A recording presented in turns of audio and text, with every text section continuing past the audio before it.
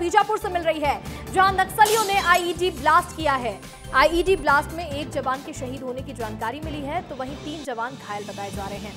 Searching पर निकले थे आईईडी के जवान, जब निकले थे उनके ऊपर आईईडी ब्लास्ट कर दिया गया है। उल्लूर के जंगलों में निकले थे जवान, सर्चिंग ऑपरेशन के लिए निकले हुए थे, जिस दौरान नक्सलियों ने एक कायराना करतूत को अंजाम दिया है। बीजापुर से खबर सामने आई है, जहां आईईडी ब्लास्ट किया गया नक्सलियों के द्वारा।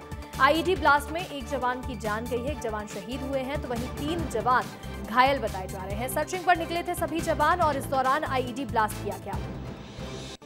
अधिक जानकारी के साथ हमारे सहयोगी युकेश चंद्राकर फोन कॉल पर जुड़ गए हैं। युकेश, बीजापुर में एक बार फिर से नक्सलियों ने कायराना करतूत करके दिखाई है, आईईडी ब्लास्ट किया जवानों पर। अंशिका, बिल्कुल नक्सलियों पर जवान लगातार भारी पड़ते हुए नजर आ रहे हैं बीते लगभग 1.5 साल से।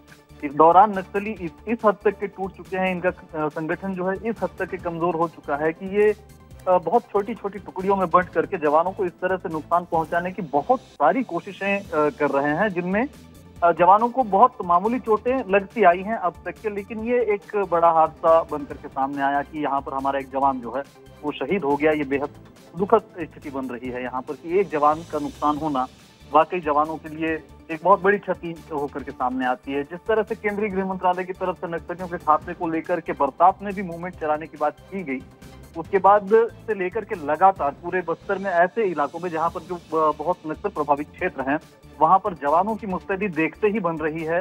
जब हम अंदरूनी गांव में जा रहे हैं तो वहां के ग्रामीण भी हमें ये बताते हैं कि जवानों की मूवमेंट पहली बार जो है बरसात के दिनों में इतनी अधिक तेज देखी जा रही है।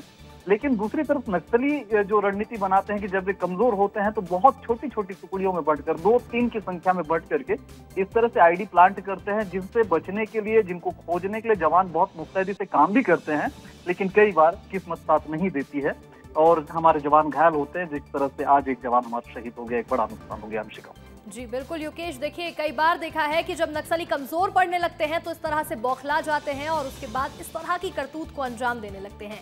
युकेश, आपका जुड़ने के लिए बहुत बहुत शुक्रिया।